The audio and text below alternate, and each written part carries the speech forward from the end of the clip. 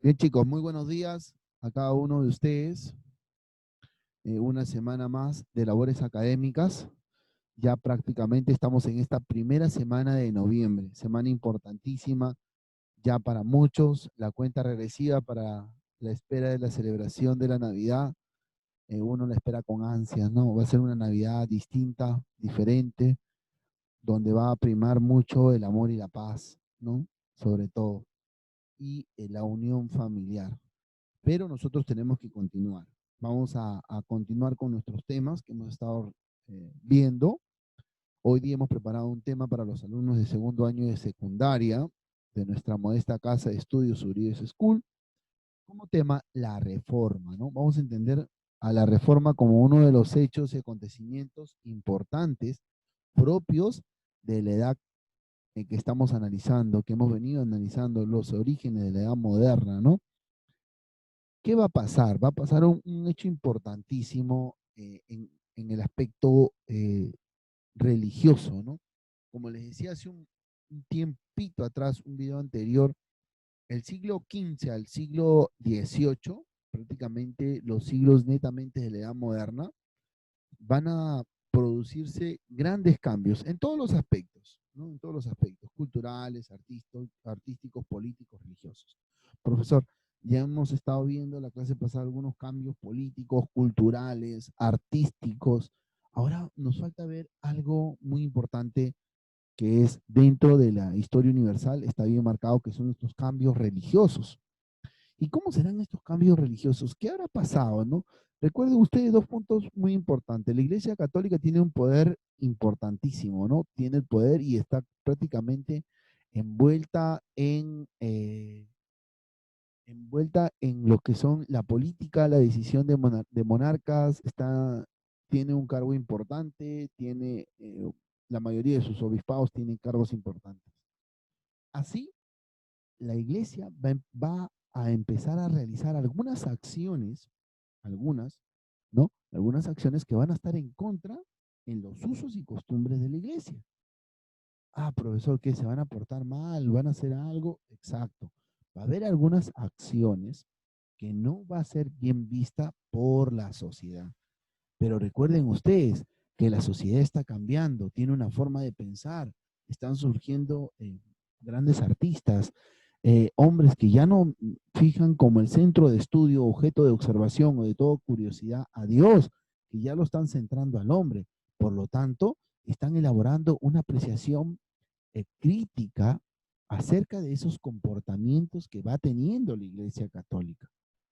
Es así que a raíz de esos eh, comportamientos de la Iglesia Católica es que van a surgir algunos que van a protestar. Es por eso que se llama la reforma protestante. Pero lo van a llamar reforma porque van a querer que haya un cambio, una reforma en los usos y costumbres de la iglesia.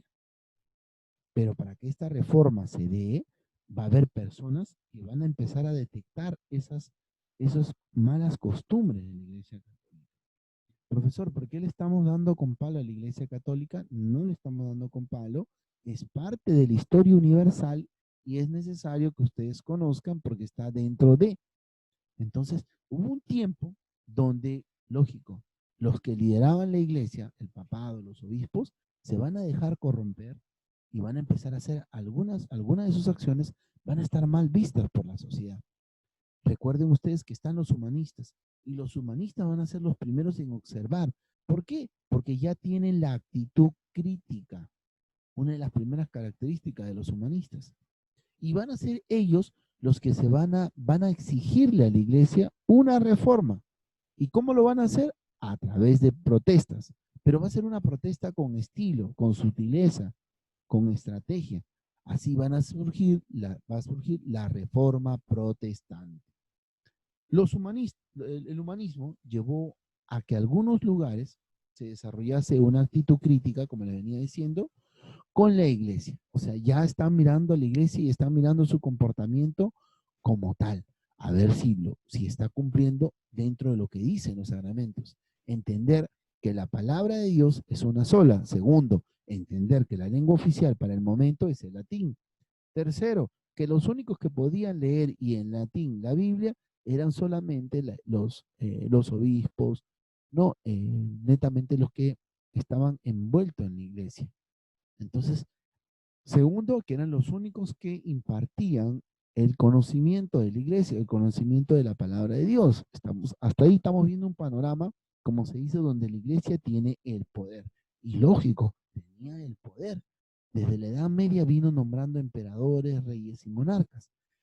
Y prácticamente sus estados eran intocables. Entonces estamos viendo una iglesia católica, ¿no? Muy bien posicionada. Ahora, estos humanistas, ¿qué van a denunciar al analizar la actitud de la Iglesia Católica? Ellos van a denunciar la degradación de las costumbres, la corrupción y el abuso, la ambición del poder de los obispos y los papas. De estos tres, los primeros que les acabo de decir, yo les dije en otro orden, les dije a ustedes que los papas se habían envuelto en muchos actos políticos y tenían cierto poder y dominio de la política. Dos, les había ganado la corrupción y cometían una serie de abusos y la degradación de las costumbres. Muy bien, la Iglesia Católica empezó a condicionar algunas imágenes, algunas actitudes, algunos comportamientos que los humanistas observaron y lo denunciaron. Pero va a haber algunos actos como la venta del perdón, que después vamos a explicar porque es parte de nuestro tema el día de hoy que vamos a hablar, ¿no?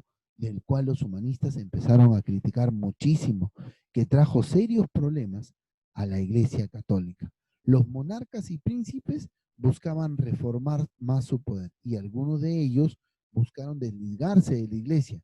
La Iglesia tenía tanto poder que podía designar, ¿no? Y entrar en discusión con los reyes y monarcas acerca de las decisiones que ellos iban a realizar. Entonces, algunos reyes y príncipes preferían mejor desligarse de la iglesia. Entonces, les va a convenir unirse a la reforma protestante. ¿Me dejo entender? Entonces, no solamente va a estar envuelta por humanistas, sino también por monarcas, príncipes que querían desligarse del poder de la iglesia. Y ambos van a denunciar cada una de estas acciones. Así va a surgir la reforma protestante. La reforma protestante va a tener como prácticamente precursor, ¿no? Un personaje muy importante, va a ser Martín Lutero. Martín Lutero va a exigir a la iglesia, ¿no? Que cambie estos usos y costumbres. Y esto va a dar paso al surgimiento de la constitución de nuevas iglesias cristianas. ¿Por qué? Porque la iglesia católica, algunas costumbres, algunos usos que ellos utilizaban para adoctrinar, no estaba dentro del marco de lo que decía la palabra de Dios. Y es por eso que surgen algunas iglesias cristianas en este tiempo. Eso quiere decir de que va a haber una fractura, pero esta fractura ya se veía desde antes. Recuerden ustedes cuando dividieron el Imperio Romano en dos, en Oriente y Occidente, y un grupo se fue a Constantinopla y la gran mayoría de ellos fueron cristianos, los cuales después regresaron cuando cayó el Imperio Bizantino, ¿no? Entonces, la iglesia presentaba algunos cambios. Estos cambios o rupturas, ¿no? O cismas, división de la iglesia católica, va a permitir el surgimiento de estas iglesias cristianas. Vamos a hacer un pequeño pause antes de poder entrar. ¿Cuál es la acción que marca el inicio de la reforma protestante? ¿Y quién es ese ente o ese personaje importantísimo que marca el inicio de la reforma protestante? Profesor, ¿cuál es nuestro tema el día de hoy? Nuestro tema es la reforma. La reforma va a ser la reforma protestante va a ser la acción de algunos humanistas, algunos reyes, en contra de los usos y costumbres de la iglesia. Esto va a provocar un cisma de la iglesia, claro que después va a haber una reacción de la iglesia hacia los protestantes. Pero ¿cómo se presenta el panorama? para ir entendiendo, porque yo les he contado, solamente les he dicho, miren muchachos, va a haber, la iglesia estaba envuelta en los designios de la política, decidía emperadores, etcétera, de cosas. Vamos a ver un video que recrea cómo, cuáles eran esas actitudes y acciones de la iglesia católica. Vamos a observar ahí. Camilita, antes de poder continuar, hija, confírmame, ¿se escucha y se ve? ¿Vieron bien? ¿Sí? Sí, Ok, continuamos. profesor. Ok.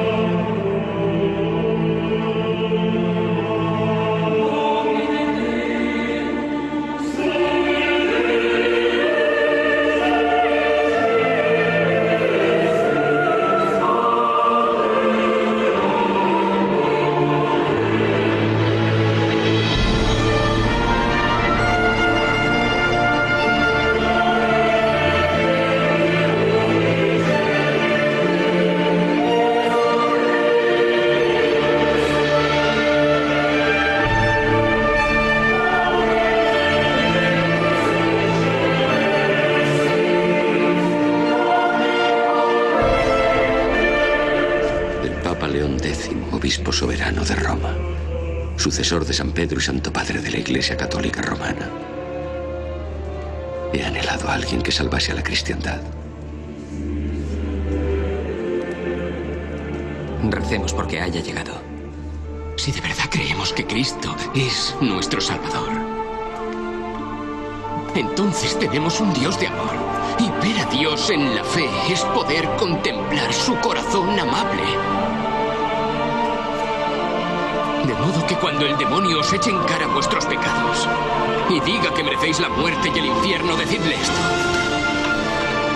sé que merezco la muerte y el infierno y que conozco muy bien a aquel que sufrió y pagó en mi nombre. Se llama Jesucristo,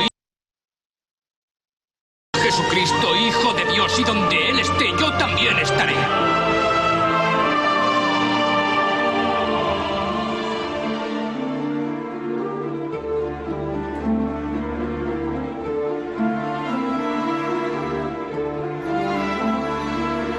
Esta nueva basílica de San Pedro no es solo un edificio, Alejandro. Es un símbolo de mi intención de restaurar la Iglesia de Cristo. Y Alberto podría ser una pequeña bendición para eso. Ofrece 10.000 ducados por mes. Pero Alberto está arruinado, Excelencia. Estáis bien informado. Los Fluger le prestarán el dinero. Los banqueros imperiales. Un préstamo 8 años. ¿Y cómo se lo devolverá?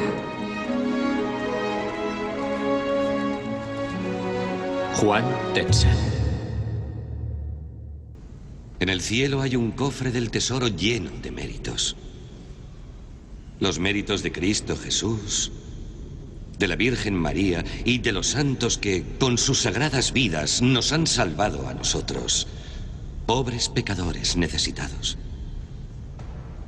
Esta noche el cofre está abierto a vosotros. ¿No oís sus voces? Esas voces que gritan de vuestros difuntos padres, abuelos, tíos, tías, gritándoos: querido hijo, querida hija, por unas pocas monedas podéis rescatarles de su castigo y su sufrimiento. Escuchad, agudizad los oídos. Un padre que llama a su hijo. una madre, a su hija. Cuando una moneda cae en el cepillo, un alma sale del purgatorio. Hombre temeroso de Dios, ¿tienes una moneda para Cristo? Sí. Estos doctos padres esperan para escribir vuestro nombre y el nombre de vuestros seres queridos, vivos o muertos, en este, vuestro pasaporte a los placeres celestiales del paraíso.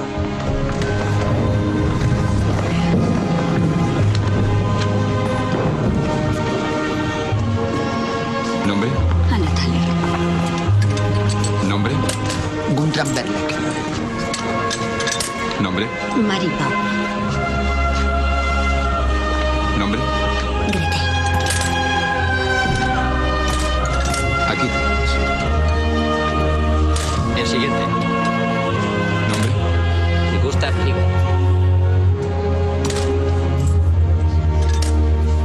Pensad, si no podemos transmitir los evangelios de Cristo, Doctor Martín. ¿de qué le damos? Doctor Martín. Sí, es cierto.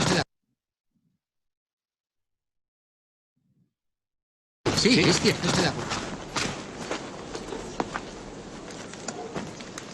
Tendríamos que reunirnos. Sí, de acuerdo.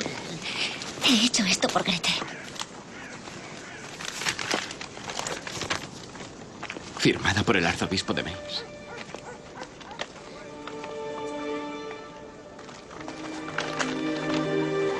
¿Dónde la conseguiste? En Jüterbock. La compré en la iglesia. Esto solo es un papel, Hannah. Estas palabras no significan nada. No es buena. Debes confiar en el amor de Dios. Guarda tu dinero para alimentar a Grete.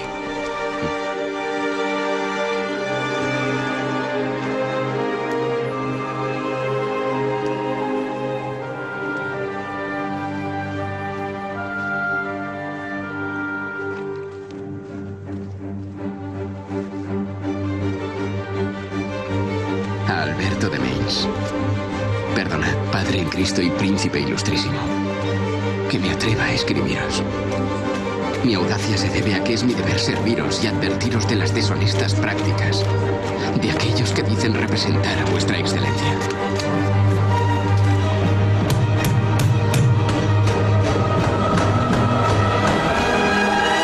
Cristo no ordenó predicar indulgencias, sino el Evangelio. Remitid esto a Roma. Hay que enseñar a los cristianos que aquel que socorre al pobre o ayuda al indigente realiza una obra mayor que si comprase indulgencias. Si el Papa puede vaciar el purgatorio, ¿por qué no lo hace por amor en vez de por dinero? Dios mío, ¿quién es este Martín Lutero? Fritz, ¿Qué? el doctor Lutero quería que todos lo viesen. Y lo verán todos.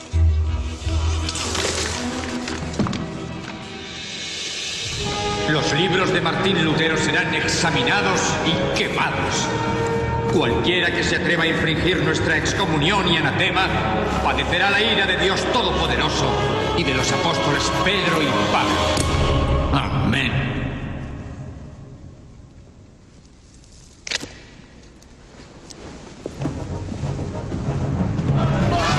¡Podéis quemar sus libros, pero no quemaréis sus ideas! ¡Volveos a Roma! ¡Os queremos!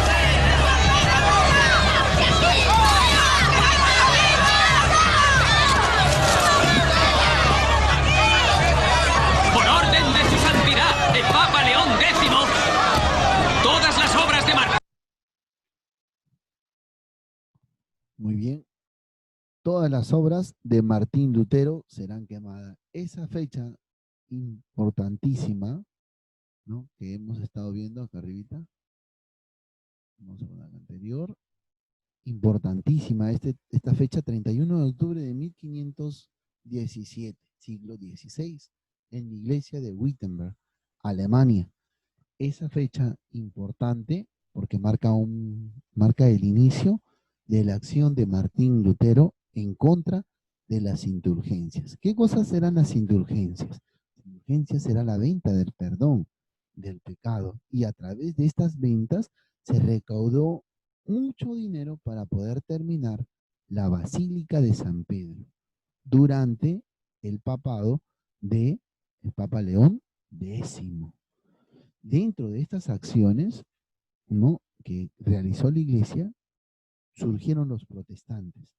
La imagen de Martín Lutero marcó un precedente importantísimo, ¿no? Marca, así él pide y exige a la Iglesia una reforma, y exige la reforma que lleva su nombre, la Reforma Luteriana.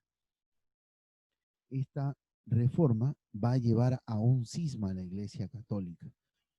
El papado, a través de sus representantes y obispos, vendía el perdón, o sea, cometían algún error, a un sacrilegio, no, ya estás perdonado, paga y estás perdonado, ¿no? Entonces, eso llevó a la Iglesia a recaudar, y eso también llevó a que Martín Lutero plantee su apreciación entre los usos y costumbres de la Iglesia. No, los cristianos pensaban que el Papa podía vender las absoluciones de todos los pecados. El Papa pretendió recolectar grandes sumas de dinero vendiendo estas indulgencias, o sea, vendiendo el perdón, ¿no? En este caso, es importante tener en cuenta el nombre del Papa, la reforma luteriana y quién es el ente principal de esta reforma, que es Martín Lutero. Él expresa sus 95 tesis, ¿no? Las 95 tesis de Martín Lutero, tesis o pronunciamientos o listados en contra de esas costumbres que estaba realizando la Iglesia Católica. Entonces vamos teniendo una de las primeras reformas protestantes, uno de los primeros protestantes llamados así como el tiempo del protestantismo, ¿no? Ahora, quiero aclarar algo importantísimo. Si bien es cierto, se presenta la primera reforma, la reforma luteriana, pero el término protestantismo se define después de estas acciones, después de las tres planteamientos de las reformas en contra de los usos de la Iglesia Católica, va a surgir el tiempo del protestantismo. Eso sí quiero aclarar, está bien, pero es parte de lo que se plantea como las reformas protestantes. Las otras dos reformas importantísimas, ¿no? Una va a ser de su seguidor, de Juan Calvino, que lo va a realizar en Suiza y en Holanda. Él impone un sistema más radical que Martín Lutero en contra de los usos de la Iglesia. La siguiente va a ser el anglicanismo. Entonces vamos a tener tres: la reforma luteriana, la reforma de Juan Calvino, el calvinismo, y la reforma anglicana. Esta última la hace el rey Enrique VIII, ¿no?, de Inglaterra, a raíz de que, recordemos un poquito, él es el segundo varón de esta familia del rey Enrique VIII, ¿no? El rey VII, su hijo, es el segundo varón, y él asume el liderazgo como tal. Pero ¿qué pasaba con él? Él tenía un hábito mal, ¿no? Pues él tenía su esposa, pero la cual no le daba hijos.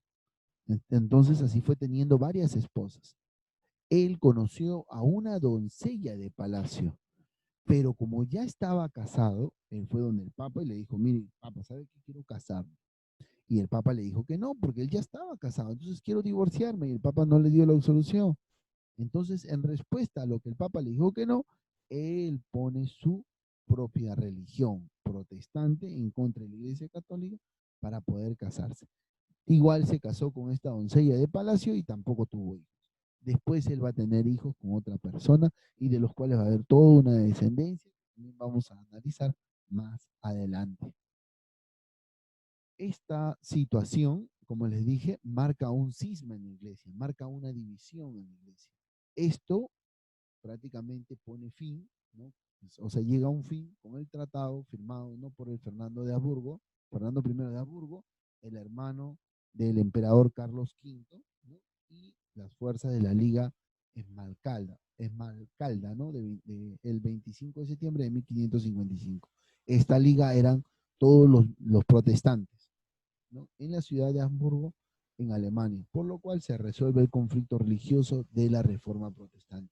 Y la Iglesia tiene que realizar una reforma profunda en los cambios y los usos de la Iglesia Católica, ¿no? Y tenemos el hermano de Carlos V, Fernando I, Carlos V, ¿no?, y las características, las doctrinas de lo que exigían, lo que tienen tanto los católicos como los protestantes de la época, ¿no?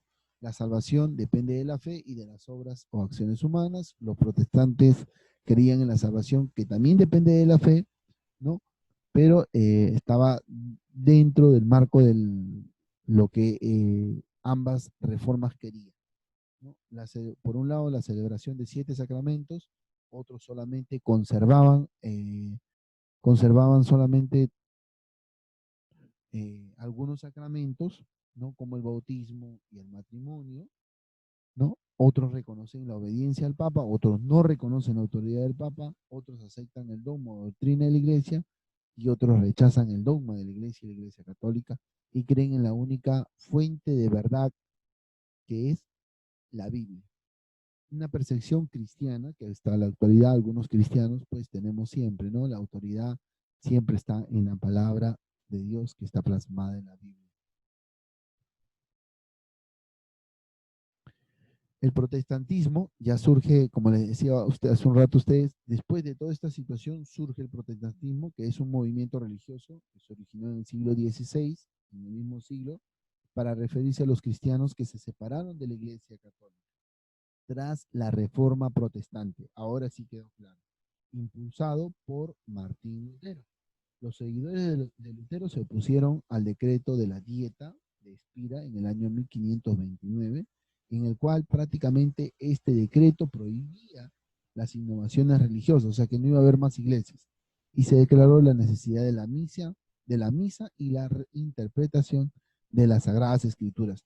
¿Qué pasaba con estos protestantes, la Reforma? Que ellos, uno de los principios de Martín Lutero es que cada uno podría leer e interpretar la Biblia a como leyéramos, o sea, y que la Biblia debería ser para todos, no que un determinado grupo nomás tenga esa información. Entonces fue uno de los principios básicos que exigió Martín Lutero, ¿no? Y ahí tenemos una imagen de esa controversia entre los reformistas y la Iglesia Católica. Las características de este protestantismo, ¿no? Son bien marcadas, tenemos ahí la lista bien clara, que yo les explicaba uno, ¿no? La Biblia como único texto y fuente de enseñanza de Dios. Y otro que defiende la igualdad entre todos los integrantes de la Iglesia. No permite el uso de imágenes ni de estatuas religiosas. Son entre las características las más importantes que fueron relevantes para plasmar una postura en contra, ¿no?, de la Iglesia Católica.